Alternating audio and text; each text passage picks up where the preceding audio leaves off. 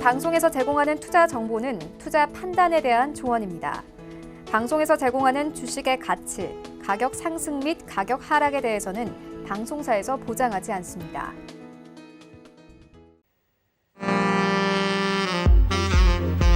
안녕하세요. 새롭게 달라진 베스트 트레이딩맨 진행의 도지은입니다. 오늘 시장은 하루 종일 내내 좀 하방 압력을 받는 그런 날이었습니다. 표면적인 이유는 코로나19 재확산 우려 때문이라는데 정말 그 이유 때문에 시장이 조정을 받은 건지에 대해서 오늘도 시장 이야기부터 종목 이야기까지 새로운 뉴 배트맨 위원님과 함께 이야기를 나눠볼 테니까요. 채널 끝까지 고정 부탁드립니다. 또 본 방송에서 제공해 드릴 정보는 투자 판단에 대한 조언일 뿐 해당 주식의 가치나 수익률을 보장하고 있지는 않습니다. 서울경제TV는 자본시장 통합법 준수하고 있는데요. 1:1 투자 상담과 유사 수신행위, 무인가 영업행위 등 모든 불법 사항을 엄중히 금지하고 있다는 말씀까지 전해드리면서 저는 오늘의 위원님과 함께 돌아오겠습니다. 잠시만요.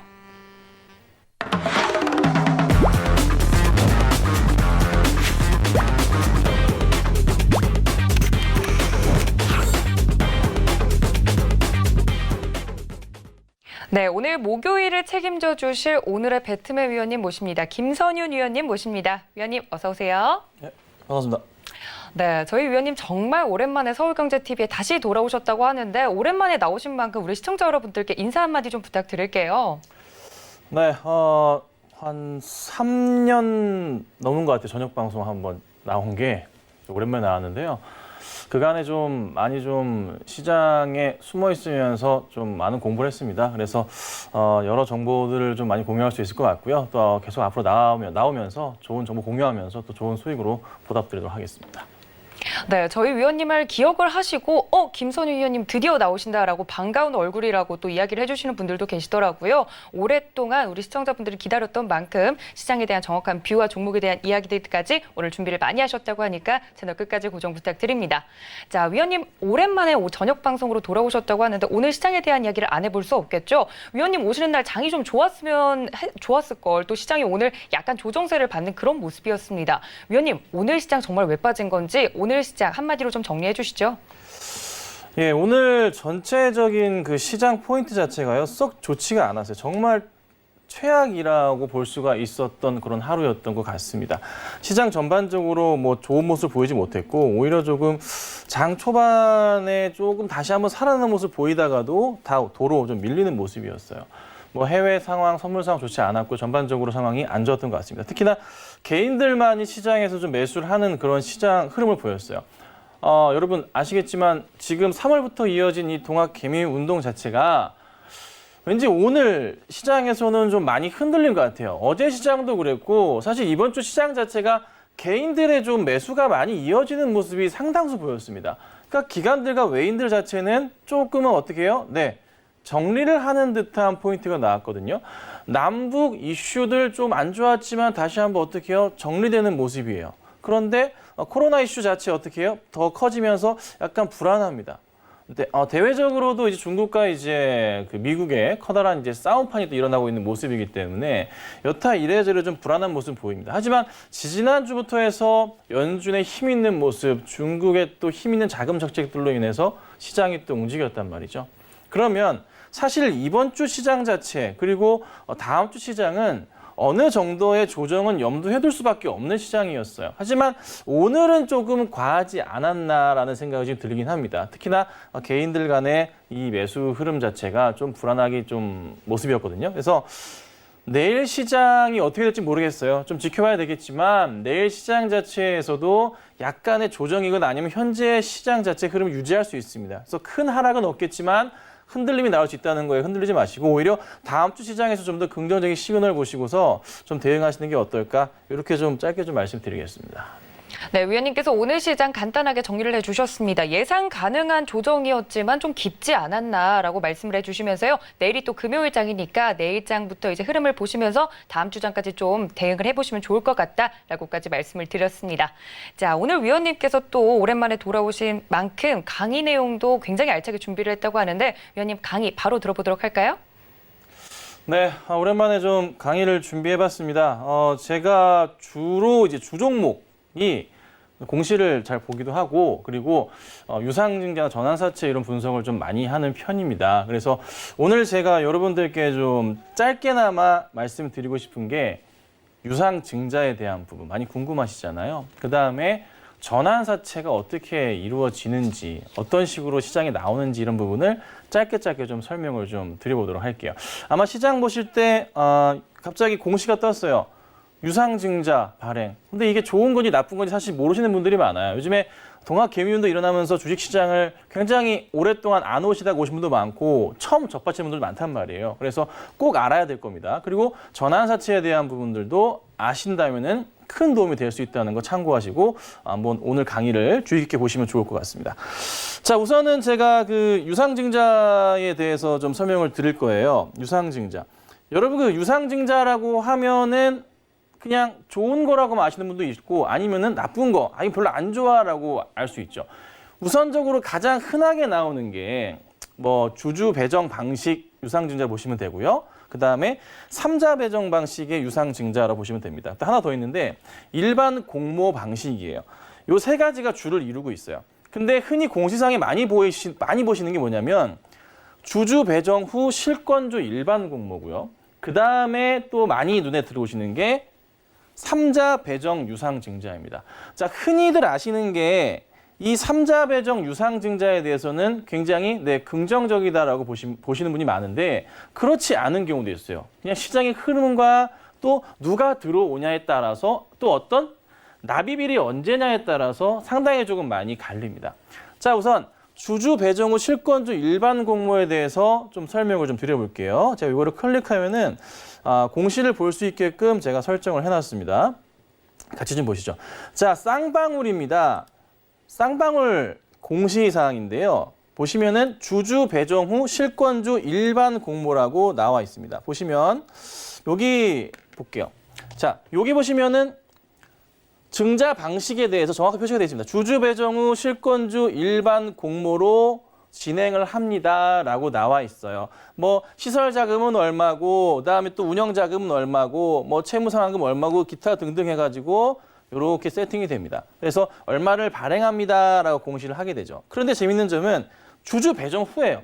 그러니까 제가 만약에 쌍방울 주주라면은 회사에서 얼마를 배정을 해요. 그러면은 제가 만약에 받으면은 정해진 가격이 굉장히 싸요. 가격에 받을 수가 있지만 나는 안 받을래요 라고 하면은 어떻게 됩니까? 네, 일반 공모를 통해서 제3의 인물에게, 그러니까 공모를 통해서 주식을 넘기게 되는 그런 경우라 보시면 됩니다.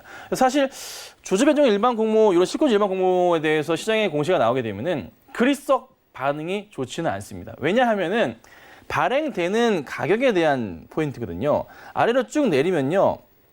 납일부터 시작해가지고 뭐 발행가 선정 방법 시작해서 쭈루룩 나옵니다. 근데 보통 주주 배정 일반 공모의 가격이 보통은 굉장히 그 큰 폭의 하락폭을 보입니다. 가격 자체가 달라요. 그러니까 예정 발행가 자체도 한 657원 정도. 아마 쌍방울의 이 당시 가격을 제가 확인하지 못했지만 한 최소한 800원, 900원대 모습은 보일 겁니다. 그래서 사람들이 당연히 어떻게 해요? 그럼 이때까지 떨어지는 거 아니야, 주가가. 그래서 걱정을 할 수밖에 없죠. 그래서 주가가 어떻게 된다? 흔들릴 수밖에 없는 모습을 보일 수밖에 없어요. 그래서 주주 배정 후 실권주 일반 공모는 사실 요즘 트렌드에서는 좋은 건 아니다라고 말씀드리고, 자, 그다음 삼자 배정입니다. 이게 굉장히 중요해요. 공시를 많이 보시면 삼자 배정 유상증자 많이 나오는데 특히 코스닥 쪽에 많아요. 그런데 뭐 정정이라고 꼭 많이 보입니다. 네, 그 좋은 건 아닌데 우선 요거를 설명을 드릴게요. 열어서 체크해 보면서 말씀드릴게요. 자, 우선적으로 삼자 배정 유상증자를 하면 제 유테크라는 상장사를 가지고 왔는데 보통 이제 이 금액이 나옵니다.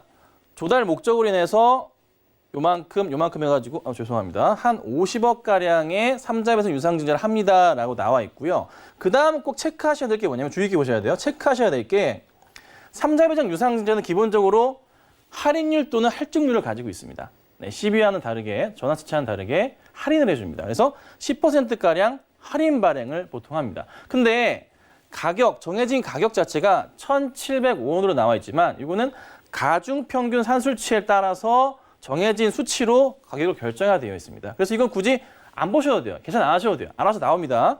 이렇게 나와 있죠. 그런데 재밌는 점은 뭐냐면 여기서 꼭 보셔야 될 게 이거예요. 이 공시가 6월 공시임에도 불구하고 납입일을 보셔야 돼요. 납입일 자체가 2020년 8월 28일입니다. 네. 아직 2달이나 더 남아있는 포인트죠. 그러니까 3자 배정으로 회사의 자금을 찍는다고 했는데 납입일 자체가 이게 많이 늦어져. 그리고 또 하나 팁입니다. 이 납입일은 정정 공시를 통해서 최장 6개월까지 미룰 수가 있습니다. 계속 밀어나는 거예요. 네. 사람 환장을 누르시죠. 그러니까 납입이 되면 사실 주가는 어떻게 됩니까? 단기 반등 포인트가 나와요. 시장에서 막 게시판에서 이렇게 떠듭니다. 오늘 납입된대 막 루머도 퍼뜨리죠. 납입된대. 그런데 안 되고 어떻게 해요? 정정 공시가 이루어집니다. 특히나 요즘에 시장의 그 라임 사태, 옵티머스 사태에 주목을 하셔야 될 게 라임 같은 경우에 사실 많은 코스닥 상장사에 이런 대규모 시비 발행이나 증자 발행을 많이 했던 회사예요. 그런데 그 자금 자체가 어떻게 됐습니까? 딱 끝나버렸습니다. 사실 시장에 자금이 안 돌아요. 금융시장 전반에서. 옵티머스까지 터져주면서 더 힘들어진 상황이 왔죠. 그래서 사실 요즘 들어서는 유상증자나 뭐 전환사채 발행에 대해서 정정 공시가 굉장히 많습니다. 앞에 가로로 정하고 딱 나옵니다. 아니면 기재 정정이나 나오든가. 그래서 보통 이루어지는 게 이 납입일을 뒤로 미룬다는 겁니다. 그래서 보셔야 될 게 만약에 무조건 3자 배정 유상증자를 했어. 그런데 누가 들어와? 아래를 보시면은 쭉쭉 내리면요. 누군가가 배정을 하는지 나와 있어요. 그런데 이 회사 같은 경우는 유테크 같은 경우는 이정태 대표이사님께서 증자를 한다고 합니다. 그럼 되게 좋은 거 아니야? 좋은 거겠죠, 당연히. 근데 주가는 사실 그렇게 움직이지 못했어요. 왜? 이미 움직였기 때문에. 이건 한번 차트를 한번 봐보세요. 이미 움직여서 공시가 난 이후에는 재미는 없었습니다. 근데 또 하나 재밌는 게 뭐냐면 유상증자 같은 경우도 그렇고 전환사채도 그렇고 보호예수 기간이라는 게 있습니다. 1년이라는 기간이 있고요. 또 하나 대표이사 같은 경우에는 뭐 거래소 같은 데 승인을 받고 진행을 하는 경우가 많잖아요. 이 증자 자체가. 그래서 1년 이상, 뭐 2년이나 3년이 가는 경우도 있습니다. 보호예수 자체가요. 그래서 특히나 이제 회사 임원 특수관계인이 증자를 했을 경우에는 대부분은 굉장히 좋은 모습을 보일 가능성이 높다라는 것을 참고하시고 꼭 대응하시면 좋을 것 같아요. 자, 다음으로 넘어갈게요. 그 다음은 제가 전환사채에 대해서 말씀을 드릴게요. 자, 전환사채 발행을 했어요. 발행을 했는데 1년 뒤에 역시나 1년 보호예수가 있습니다. 1년 뒤부터 주식으로 바꾸거나 아니면은 주식 가격이 마음에 안 들면은 나는 그냥 어떻게 해요? 채권이기 때문에 그냥 돈이랑 이자로 주세요라고 선택을 할 수가 있어요. 네. BW 같은 경우는 이자도 받고 계속 받고 주식을 전환할 수도 있는 건데 우선 그건 나중에 또 설명을 드릴게요. 자, 우선은 CB라고 합니다. 컨버터블 본드라고 하는데 재밌는 점을 우선 설명을 좀 드려보자면 전환사채는 유상증자랑 다르게 할인율은 없습니다. 네, 할인율은 없는데요. 가격을 조정할 수가 있어요. 리픽싱이라고 표현을 하는데요. 만약에 10,000원을 발행을 했는데 간단하게 설명드리면 10,000원에 제가 이 전환사채를 샀습니다. 회사에서. 그런데 주가가 빠질 수도 있잖아요. 네. 10,000원에 1억을 샀는데 주가가 빠져서 5,000원이 됐어. 그럼 다시 내 전환사채의 내 가격을 5,000원으로 낮출 수가 있습니다. 간단하게. 낮추고 그럼 내 가지고 있는 주식수는 어떻게 돼요? 당연히 2배가 됩니다. 2만 주가 되는 격이에요. 네. 금액은 똑같이.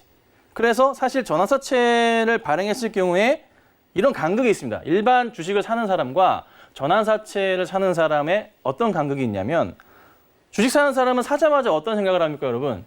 오르기만을 바래요, 사실. 떨어지는 거 별로 좋아하지 않습니다. 자, 그런데요. 전환사채를 투자하신 분들은 주가가 떨어지길 내심 기대합니다. 왜냐하면 나는 단가를 낮추고 싶거든. 근데 주가가 떨어지면은 제 단가를 낮출 수가 있어요.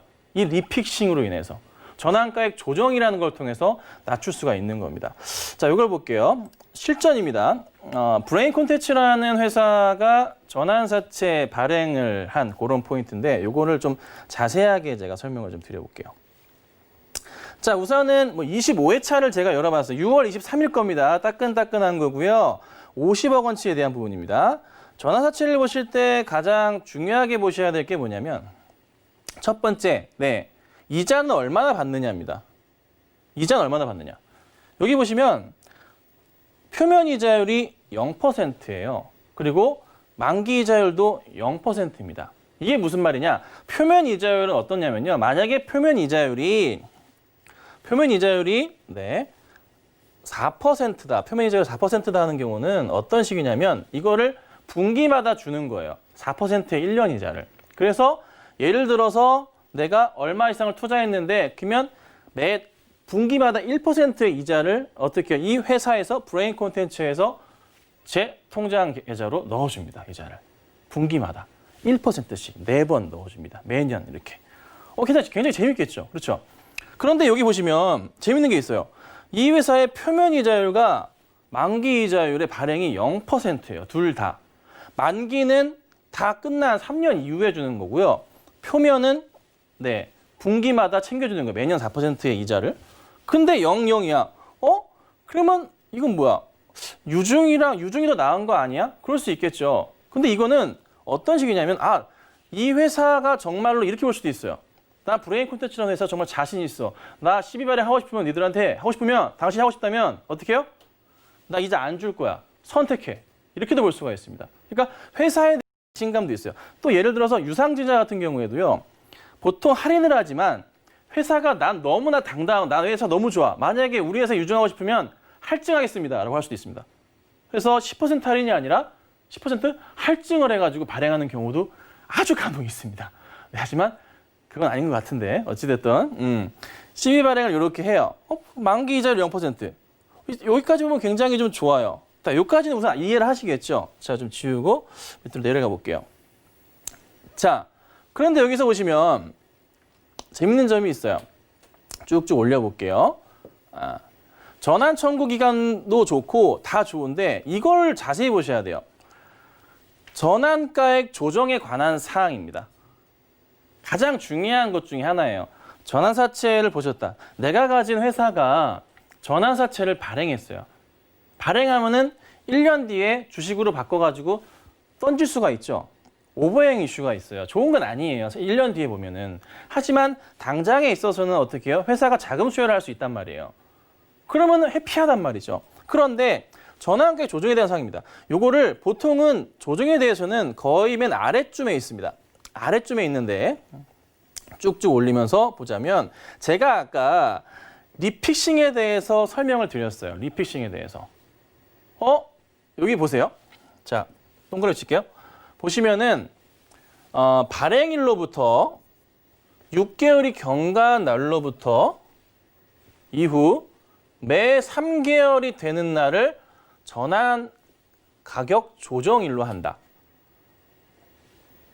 이해하셨어요? 그러니까 10,000원에 발행을 했는데 6개월 뒤에부터 어떻게 해요? 네, 전환가격 조정할 수 있어요. 만약에 내가 10,000원에 주식을 샀는데 10,000원이에요.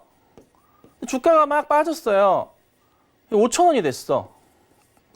근데 이게 6개월이 됐어요. 그러면 내가 갖고 있는 주식의 단가를 어떻게 해요? 5,000원 정도로 바꿀 수가 있습니다. 그런데 또 하나 팁이 있습니다. 여기 보시면 최초 전환가액의 70% 이상으로 한다가 또 있습니다. 70% 이상. 그러면은 주가가 아무리 5,000원까지 떨어져도 나는 얼마까지 낮출 수 있냐면 7,000원까지밖에 낮출 수가 없습니다. 이거 굉장히 좀 안 좋은 거예요. 사실 이렇게 되면. 네. 근데 요즘의 트렌드는 어떻게 되냐면 이게 이제 정관상에는 묶여있기 때문에 이렇게 발행을 아마 했을 거예요. 하지만 공시를 자세히 보시면 이게 3개월이 아니라 어떻게 더 하냐면요.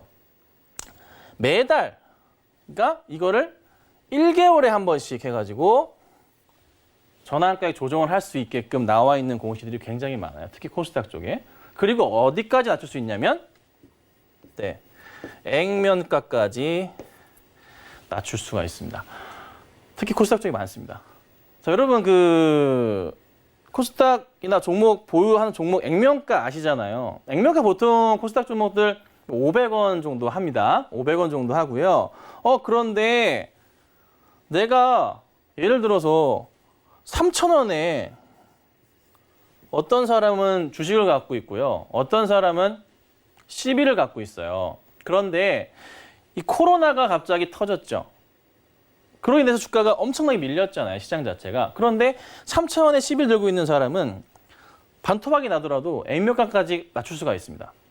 1,500원, 1,500원. 주가의 가장 거의 낮은 수치로 평균 단가 수준을 맞춰가지고 가중평균 산수를 계산을 해가지고 낮출 수가 있어요. 그런데 주식으로 갖고 있는 사람들은 어떻게 해요? 네, 낮출 수가 없는 이런 게 있죠. 그래서 사실 CB라는 게 굉장히 매력도가 높아요. 그래서 사실 개인들 같은 경우가 그 기업들을 컨택해서 하기가 쉽지 않기 때문에 어떤 방식으로 진행했냐면 라임이나 옵티머스나 이런 쪽으로 자금이 들어가서 거기서 이제 상장사의 뭐 이제 메자닌 펀드 투자가 들어갔던 거죠. 그게 바로 이런 일입니다. 그래서 사실 회사가 상폐가 되지 않는다면은 굉장히 안정적으로 투자를 할 수 있음에도 불구하고 굉장히 힘들었던 거예요. 다른 것도 하나 볼게요.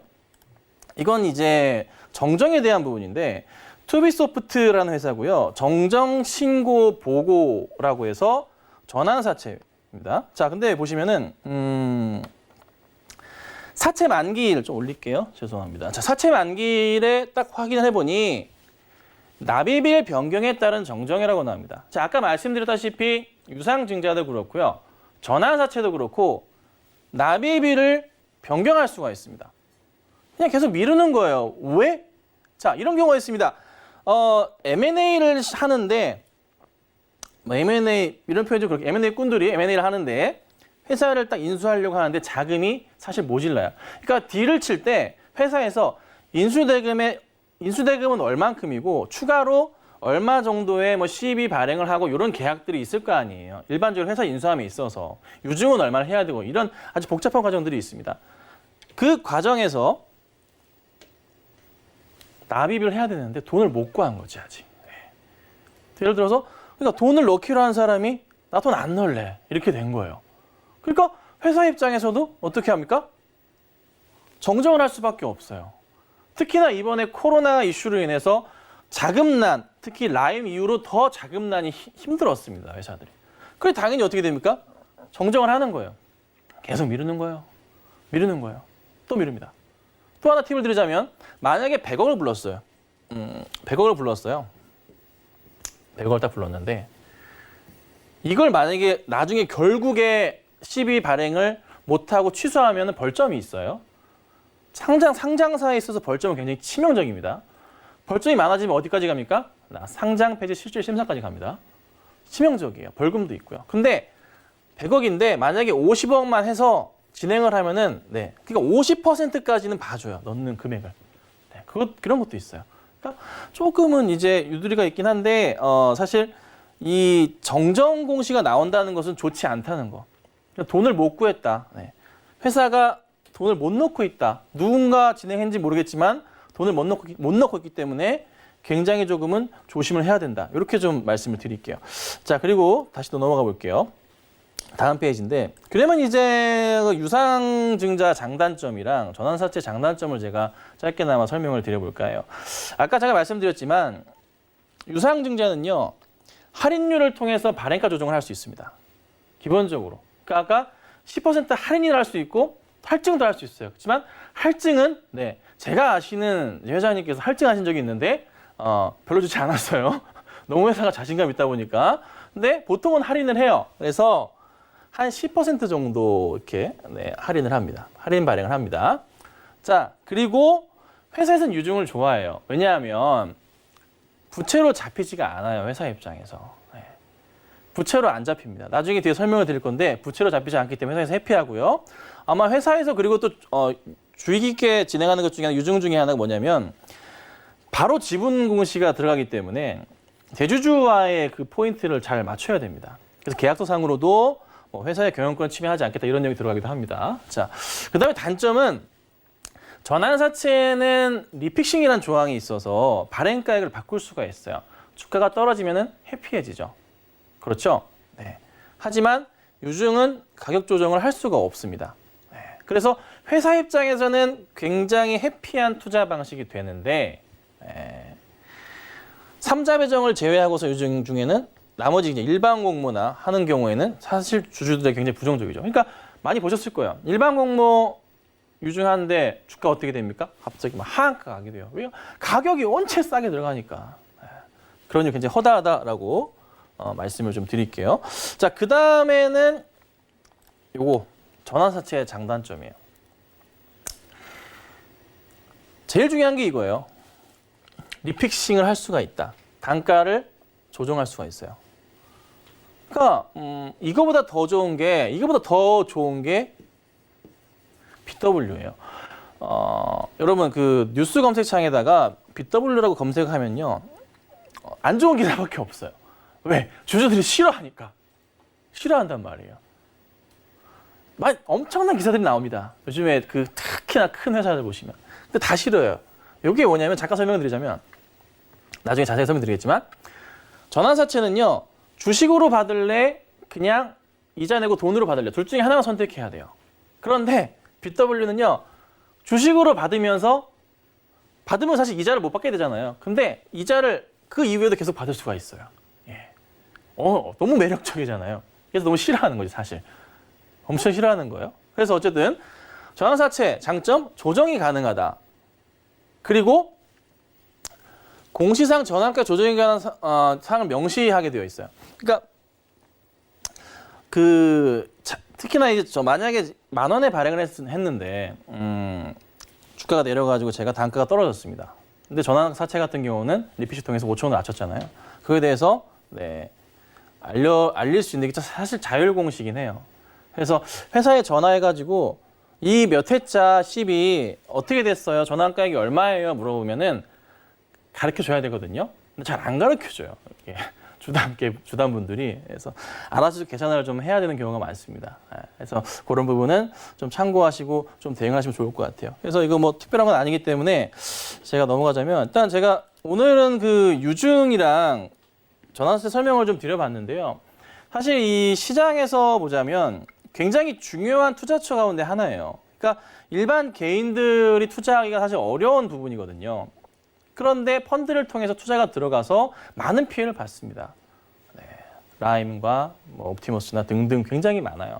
그래서 최소한더러 어느 정도는 이게 뭐라는 건 아셔야 된다는 거죠. 세부적으로 복합적인 기술적인 그런 포인트들이 많지만 일단은 정의에 대해서 잠깐 설명을 드렸으니 좀 인지하시고 이건 좋은 거구나 안 좋은 거구나. 그리고 둘 다 1년 뒤에는 다 오버행 이슈가 있습니다. 물량이 쏟아져 나온다는 거 참고하시고 다음엔 제가 좀 더 자세하게 또 실전 포인트를 활용해서 또 한번 강의를 진행하도록 하겠습니다.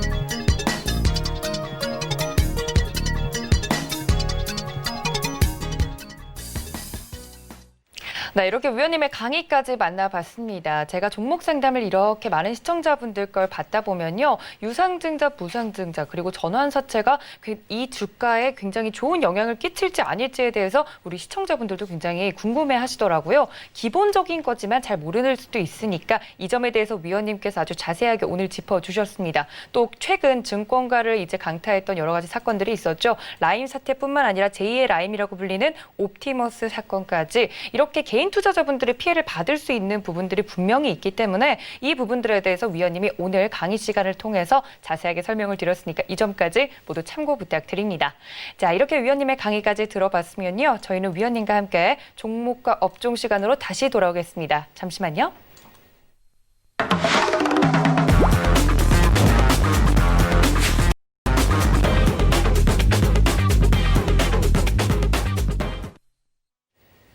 네, 오랜만에 서울경제TV로 돌아오신 우리 김선유 위원님과 함께 오늘 시장 이야기 나눠보도록 하겠습니다. 오늘 시장 같은 경우는 위원님께서 앞에 말씀을 해주셨지만 약간 하방 압력을 받는 그런 시장이었습니다. 최근 유동성으로 움직였던 시장이 약간은 조정을 받는 그런 모습이었는데요. 위원님과 함께 시장 이야기 앞에서 이게 나눠봤고 강의 내용도 들어봤으면 업종과 종목 분석으로 들어가 보도록 하겠습니다. 일단 위원님 서울경제TV 오랜만에 네. 오셨다고 하셨는데 좀 제가 궁금한 게 많아요. 왜냐면 위원님과 저 오늘 처음 만나는 거다 보니까 위원님이 뭐 평소에 좋아하는 섹터는 무엇이 있는지 뭐 이런 것도 많이 여쭤보고 싶은데 일단 업종과 종목 시간이니까 거기에 집중해 보도록 하겠습니다.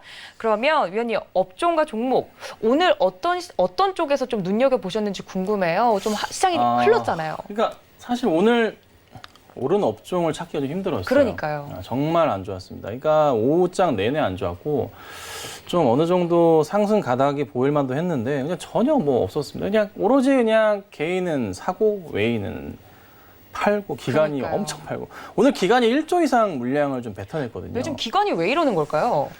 그러니까 이게 사실 저는 개인적인 소견이 이래요. 그 동학 개미 운동이 3월 말부터 시작해가지고 5월까지 성공했다고 보거든요. 네. 근데 사실 배가 좀 아프지 않나 아. 이런 생각을 해봅니다. 기관들 자체가 이제 어느 정도 좀 개인들과 함께 매수세 끌어주면서 수익을 거두다가 이제는 어느 정도 다시 수익 실현 차원에서의 좀 스윙이 이루어지는 것 같아요.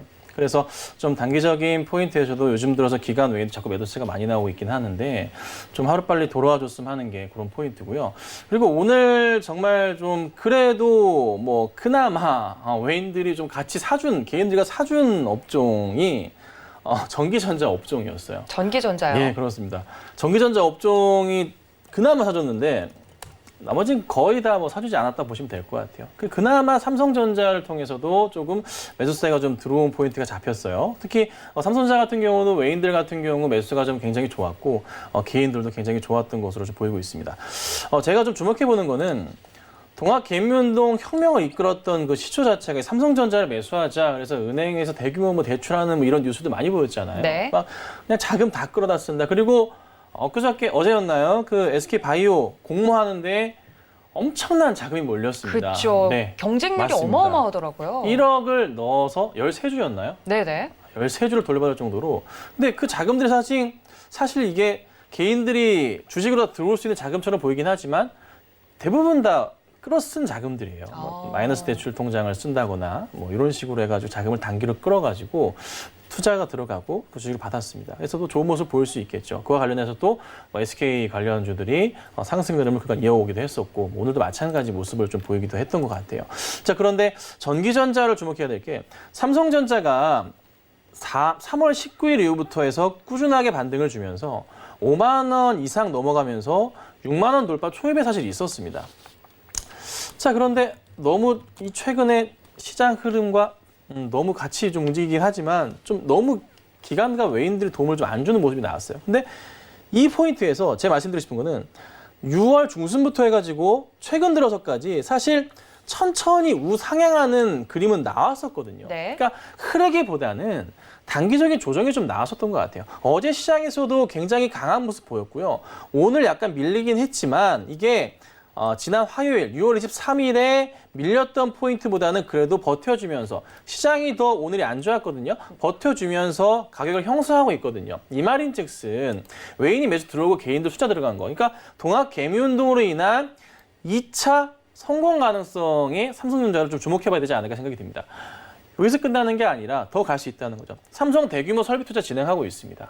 추가로 더 갈 수도 있는 가능성이 굉장히 크다는 점 참고하신다면은 저는 오늘 업종 전기전자에서의 삼성전자 한 번 더 보시면 좋을 것 같고요. 만약에 조금 나 이런 대형주 좋아해 하시는 분들이라면은 과감하게 매수하셔서 목표가 한 5만 8천 원 정도 보거든요. 전고점을 돌파하는 거 보셔야 될 것 같아요. 그래서 5만 8천 원 돌파하시는 거 보시고 손절가는 짧게 보시는 게 좋겠죠. 요즘은 시장이 좀 불안하니까 한 5만 500원 정도 보시고 대응하시면 아마 좀 좋은 결과가 있지 않을까 판단됩니다. 네, 김선원 위원님의 오늘의 업종과 종목은 전기전자 중에서도 시총 상위 1위 종목이기도 하죠. 삼성전자 이야기를 해주셨습니다. 그렇다면 위원님 매수가 같은 경우는 지금 가격에 들어가도 괜찮은 건가요? 그렇죠. 매수가 같은 경우가 지금 오늘 종가가 51,900원이었습니다. 네. 뭐 더 상승이 나오면 좋을 것 같긴 하지만 가능한 한 싸게 잡는 게 좋아요. 삼성전자 같은 경우는 매수 포인트 이렇게 잡으셔야 돼요. 급등할 때 따라가시는 거는 전 절대 반대고요. 좀 조정이 나올 때인데 하루 조정은 별로입니다. 이틀 조정. 그래서 만약에 오늘 나왔잖아요. 내일 시장에서 한 번 더 밀리는 모습이 보인다. 그렇다면은 과감하게 베팅을 하시는 것도 나쁘진 않거든요. 그래서 매수가는 가능한 한 내일장 파란불 보이면은 뭐 5만 1,000원이 될 수도 있고 5만 원이 될 수도 있겠지만 그 가격대는 반드시 조금은 들어가시는 게 어떨까. 마이너스일 때, 주가가 마이너스일 때 꼭 들어가시기를 좀 당부드리겠습니다. 네, 삼성전자에 대해서 만약에 매수 포인트 어느 포인트에 들어가야 될지 모르겠다 하시는 분들이라면 최대한 싸게 사는 게 좋다 말씀을 드렸습니다. 목표가는 전고점 돌파하는지 여부 보시고 58,000원 정도 보고 계신다 말씀을 드렸고요. 손절가는 55,500원 말씀을 드렸으니까 만약에 삼성전자 계속해서 이제 3월부터 위원님께서 말씀해 주신 것처럼 동학개미 운동 때문에 계속 오르던 주가를 따라잡지 못했다 하시는 분들은 삼성전자에 대해서 위원님께서 자세히 설명을 해 주셨으니까 이 점까지 모두 참고 부탁드립니다. 위원님한테 궁금한 게 너무 많다 그랬잖아요. 네. 삼성전자 이야기를 해주셨으니까 네네. 2등주로 꼽히는 SK하이닉스에 대해서 제가 좀 네. 궁금한데 SK하이닉스요. 네, 이제 보통 삼성전자와 SK하이닉스 주가가 갈리는 날도 있고 같이 움직이는 날도 있긴 맞습니다. 한데 오늘은 또 같이 밀렸잖아요. 맞아요. SK하이닉스는 어떻게 보세요? 하이닉스도 굉장히 좋게 보는 종목 가운데 하나예요. 뭐 안 좋게 본다면 진짜 이 상황에서는 거짓말이겠죠. 네. 근데 중요하게 보셔야 될 게 좋은 게 사실 IT 업종 중에서 굉장히 좀 2분기 실적에 대한 제가 두려움이 있긴 합니다. 네. 어쩔 수가 없어요. 판매량이 굉장히 적었죠. 갤럭시라는 스마트폰이 나왔는데 S20가 나왔는데 사실 너무나 좋은 핸드폰이 나왔습니다. 저 그거 쓰거든요. 근데 판매량에 대해서는 실패했다고 나오잖아요. 네, 맞아요. 정말 좋은, 저도 핸드폰 봤는데 너무 좋더라고요. Z 플립도 마찬가지고 굉장히 좋은, 굉장히 고가지만은 많은 분들이 좀 쓰시길 바랬어요. 네, 그렇지만은 사실 막상 이 코로나라는 이 2분기 기간 동안 판매가 극저조한 모습을 보이면서 사실 IT 전반의 업종들의 그 2분기 실적 자체가 썩 내키진 않아요. 근데 이게 우리나라뿐만이 아니라 전 세계적인 흐름이라는 거죠. 마찬가지잖아요. SK하이닉스 같은 영향으로 뭐 스마트폰이 아닐지언정 같은 영향으로 또 주가가 힘이 없을 가능성이 높습니다. 그런데 하이닉스가 재밌는 점이 있어요. 뭔가요? 다른 종목들은요, 사실 얘가 좀 무거워서 그런지 모르겠는데 코로나 이후에 코로나 때 떨어졌던 가격까지는 회귀하는 모습을 많이 보였단 말이에요. 네. 그런데 아직 IT 쪽 하이닉스가 이 상황이고요. 삼성전자도 아직은 그 고점 포인트까지 올라가지 못했어요. 그러니까 삼성전자로 치면 6만 원이 될 거고 하이닉스로 본다면은 얼마인가요? 한 10만 원 정도가 됩니다. 네. 아직 회귀를 못 하고 있다는 거죠. 왜요? 시장의 쏠림 자체가 다 어디로 쏠렸나요? 제약바이오로 쏠리거나 집중 자체가 포인트 자체가 다르단 말이죠. 그러니까 사람들의 비중을 담을 때 사실 전기전자 쪽으로 해서 비중 자체가 굉장히 적어졌거든요. 근데 저는 오히려 이런 포인트가 굉장히 좀 좋은 흐름을 좀 볼 수 있지 않을까 생각이 들어요. 최근에 하이닉스의 수급 상황을 보시면 그래도 이제 그 외인들이 어느 정도씩 좀 매수가 좀 강하게 좀 들어오는 모습이 상당히 좀 많이 보입니다. 네. 특히나 오늘 시장에서 전기전자를 주도했던 게 아까 누구라 말씀드렸죠? 개인과 외인이라고 말씀을 드렸습니다. 네. 특히나 하이닉스의 수급을 보시면 개인이 42만 주, 외인이 60만 주의 모습을 보이거든요. 그러니까 기간만이 오로지 좀 많은 매도가 좀 나온 상황이에요. 그러니까 제 판단은 동학개미 운동의 2차 성공 가능성이 맞춰진다면 개인이 산 매수 이 포인트가 맞았다는 생각이 들고요. 외인이 같이 잡아주면서 시장을 이끌었다는 생각이 됩니다. 그렇다면은 여기서 끝날 게 아니라 반등이 더 나올 수 있지 않을까. 그래서 삼성전자도 제가 58,000원 말씀드렸지만 올해 초 나왔던 최고점 넘어갈 수 있고요. 하이닉스 같은 경우에도 다시 10만 원대 나와주면서 좋은 모습을 조만간 보이지 않을까 생각이 들어요. 시장에는 이런 모습을 보일 것 같습니다. 2분기 실적이 나와주면서 너무 안 좋았다. 그러나 당연한 결과였다. 이런 보고서가 나오겠지만 보고서 말미에는 어떤 내용이 나올까요? 3분기에 대한 기대감은 그래도 크다라는 보고서가 나오면서 시장을 다시 한번 끌어올리고 전기전자 업종을 끌어올릴 수 있거든요. 그래서 저는 오히려 이런 하락의 흐름은 좋은 매수 기회가 되지 않을까 이렇게 좀 보고 있습니다. 네, IT 투톱이죠. 삼성전자와 더불어서 SK하이닉스까지 위원님께서 말씀을 해주셨습니다. 두 종목 모두 2분기는 어려웠겠지만 3분기, 4분기에 대한 기대감으로 주가는 다시 상승하지 않을까라는 긍정적인 뷰까지 말씀을 드렸으니까 모두 참고 부탁드립니다. 자, 이렇게 업종과 종목 시간 마무리를 하고요. 저는 위원님과 함께 베스트 공략주 시간으로 다시 돌아오겠습니다. 잠시만요.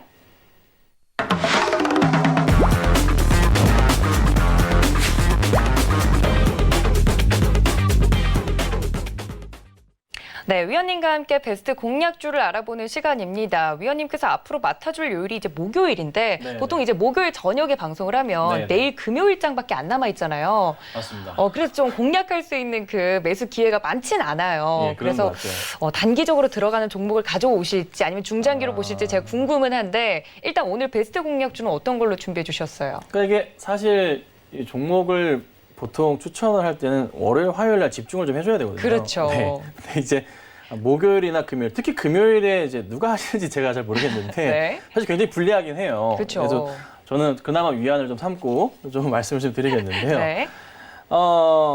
이렇게 보시면 돼요. 이제 제가 가져올 종목들 사실 그 기본적으로 좀 실적주 위주로 좀 가지고 나오려고 하고요. 실적주요. 네, 그리고 시장에서 봤을 때 그 누가 봐도 이 종목은 저평가돼 있구나라는 생각이 좀 많이 드시는 종목 위주로 해서 좀 말씀을 좀 드릴까 합니다.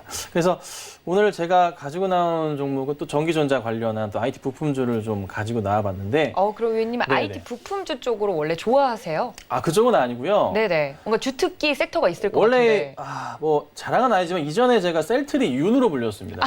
아실지 셀트리 모르겠는데 네. 거의 뭐 서울경제에서는 거의 전설이었죠. 제가 전설과 같이 방송을 하고 있군요, 위원님.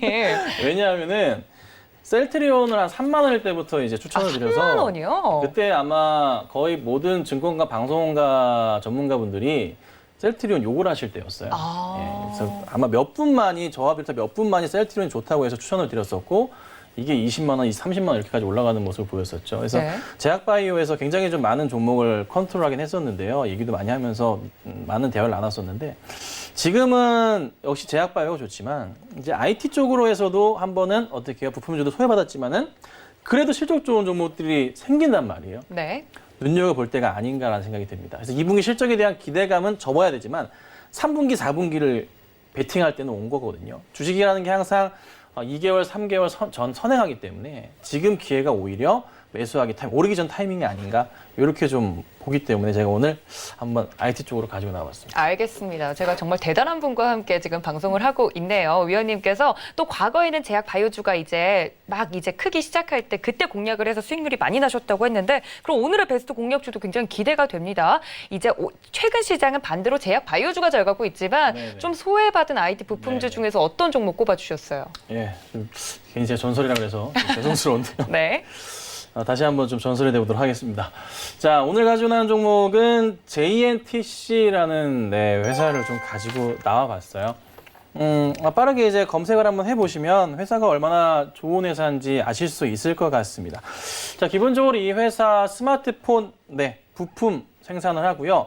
강화유리입니다. 강화유리인데 커넥터 만드는데 그 요즘에 스마트폰 보면은 약간 굴곡진 유리들이 있어요. 네. 요거를 만들 수 있는 회사가 많지가 않아요. 요거에 대한 기술력을 갖고 있는 회사고 기본적으로 매출향 자체가 삼성과 중국향 매출이 좀 많이 나고 있는 모습이에요. 그리고 하나 조금 안타까운 건 상장한 지 얼마 안 됐어요. 그래요? 차트 흐름 자체를 아직 많이 보지 못했다는 게 좀 안타깝긴 합니다. 하지만 이 회사의 그 포인트, 가장 중요한 것은 그 실적에 대한 포인트인데요.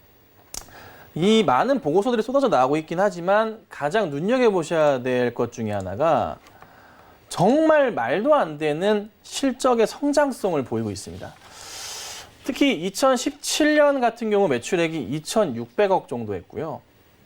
2018년에는 약간 꺾였습니다. 기술 개발을 하다 보니까 아직 매출에 대한 포인트가 적었었는데 2019년에 갑자기 폭발적으로 증가합니다. 3,800억대 포인트를 보이고 올해 1분기까지 해서 1,000억 원 정도의 매출을 보였습니다. 그런데 올해 예상되는 실적 자체가 사실 5천억까지 나오고 있긴 해요, 매출이. 근데 사실 5천억까지는 이 2분기에 대한 우려감으로 인해서 약간은 저조할 수도 있습니다. 그런데 이게 이렇게 보셔야 돼요. 다 안 좋거든요. 다 안 좋기 때문에 저는 포인트를 항상 요즘 포인트 이렇게 잡습니다. 1분기 실적도 안 좋으면 그건 사면 안 된다는 거예요. 코로나가 터졌을지언정 1분기는 좋았어야 됩니다. 1분기는 좋았어야 되고 2분기는 안 좋더라도 3분기에 대한 기대감을 할 수 있게 만드는 게 1분기 실적이라는 거거든요. 자, 그러면 지금 현재 이 JNTC라는 회사의 1분기 실적 퍼펙트합니다. 작년 영업이익 955억, 올해 1분기 영업이익 369억. 이미 3분의 1 했거든요. 그러면 3분기에 대한 기대감을 생각해 보신다면 지금이 오히려 어떻게 해요? 매수할 수 있는 타이밍이 아닐까. 저는 이 종목 이렇게 봐요. 만약에 그 실적이 이제 뭐 다음 달, 다다음 달 이제 계속 나오게 될 텐데 네. 실적이 나와도 빠지지 않을 것 같아요. 이번 실적이 안 좋을 수 있겠지만 좋다면 오히려 더 좋을 것 같고 흔들리지 않고 올라갈 수 있지 않을까 생각이 듭니다. 그리고 이 종목은 너무나 운이 없는 종목이었습니다. 상장하자마자 코로나. 아, 네. 회사가 빛을 보지도 못했어요. 정말 저평가되어 있거든요. 올해 영업이익을 보수적으로 1,000억 정도 보고 생각해 봤을 때 이 회사의 시총이 현재 7,300억 정도예요.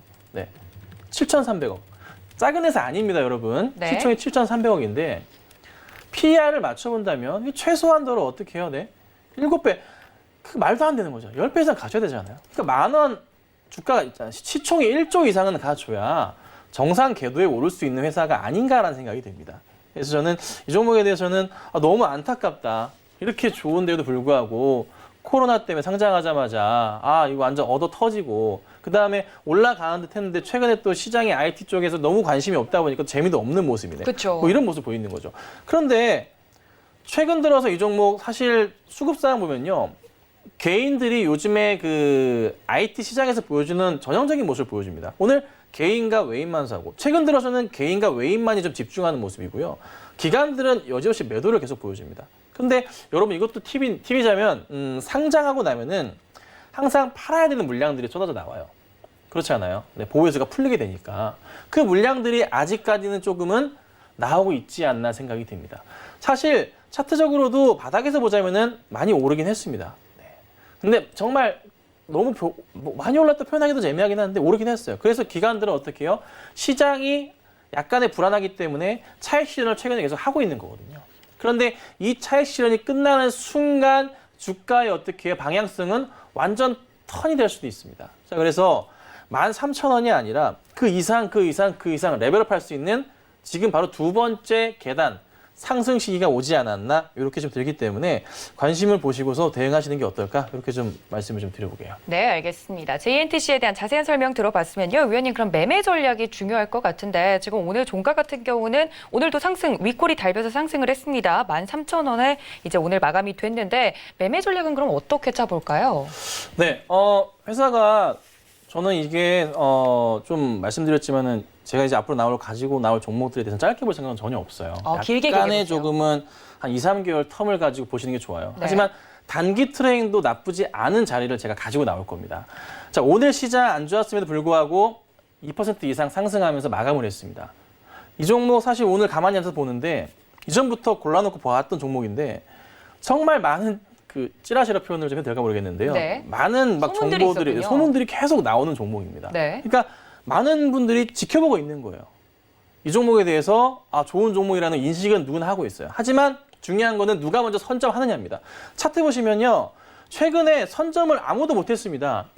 보시면 계속 거래량이 안 좋았다가 오늘 터졌어요. 오늘 좀 터졌네요. 네, 오늘 좀 터지면서 이 종목에 선점을 하기 시작했습니다. 자, 그럼 매수가 자체는 어떻게 해요? 근데 그냥 오늘 종가하고는 상관없습니다. 13,000원 정도에서 그냥 매수 해주시면 굉장히 좋을 것 같고요. 아니면 그 아래면 더 땡큐겠죠. 올라가더라도 잡아야 됩니다. 저평가 종목입니다. 매우 저평가된 종목입니다. 삼성에서 이제 매출 엄청나게 찍어주고 있습니다. 그리고 약간의 우려감은 미중 불안감, 화웨이 쪽의 납품에 대한 부분이 약간 우려감이 생기긴 하지만 이 제품 쓸 수밖에 없어요. 그러니까 우려가 크지 않다는 거 참고하신다면 매수 들어가셔야 되고 목표가를요. 저는 이 종목의 사상 최고가 4개월밖에 안 돼서 네. 말씀드리긴 뭐한데 사상 최고가 17,000원 보겠습니다. 아우. 17,000원 돌파하면서 새로운 흐름을 볼 수 있다. 다만 제가 말씀드린 건 짧습니다.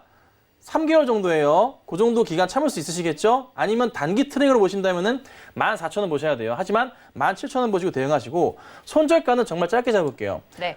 12,000원 보시고 대응하시는 게 시장이 갑자기 급격하게 밀릴 가능성도 있잖아요. 저희 시장을 지금 알 수가 없어요. 그쵸. 요즘에 정말 혼돈입니다. 카오스예요, 카오스. 이 상황에서 12,000원 아래로 떨어진다면 일단 빠져나오시고 다시 시장이 재정립될 때 이 종목 다시 들어가면 됩니다. 그러니까 알겠습니다. 현재로서는 천천히 좀 보시고 대응하시고 꼭 17,000원까지 좋은 수익 거두시길 바랍니다. 네, 김선윤 의원님의 오늘 베스트 공략주 JNTC 말씀을 해주시면서 목표가 17,000원, 손절가 12,000원으로 짧게 잡아드렸으니까 이 점 모두 참고 부탁드립니다. 오랜만에 서울경제TV로 컴백을 해주셨는데 방송이 마무리가 되어가니까 소감 한마디 짧게 부탁드릴게요. 네, 감사합니다. 또 시간을 주셔서 앞으로 제가 또 정말 또 열심히 진행을 할 겁니다. 이전에도 뭐 열심히 했지만 아마 더 레벨업된 모습을 많이 보일 수 있을 것 같아요. 그래서 시장의 상황도 더 많이 알게 됐고 그리고 더 깊숙한 모습을 좀 보일 수 있게 된 것 같습니다. 그래서 좋은 모습으로 앞으로도 계속 만나 뵙고 인사드리도록 하겠습니다. 네, 다시 돌아온 김선윤 의원님의 활약을 기대해 보도록 하겠습니다. 보내드리면서 인사 말씀 나눌게요. 의원님 고맙습니다. 네, 또 본 방송에서 제공해드린 정보는 투자 판단에 대한 조언일 뿐 해당 주식의 가치나 수익률을 보장하고 있지는 않습니다. 또 서울경제TV는 자본시장통합법 준수하고 있죠. 1:1 투자 상담과 유사수신행위, 무인가 영업행위 등 모든 불법 사항을 엄중히 금지하고 있다는 말씀까지 전해드리면서 오늘 배트맨에서 준비한 내용은 여기까지입니다. 시청해주신 여러분 고맙습니다.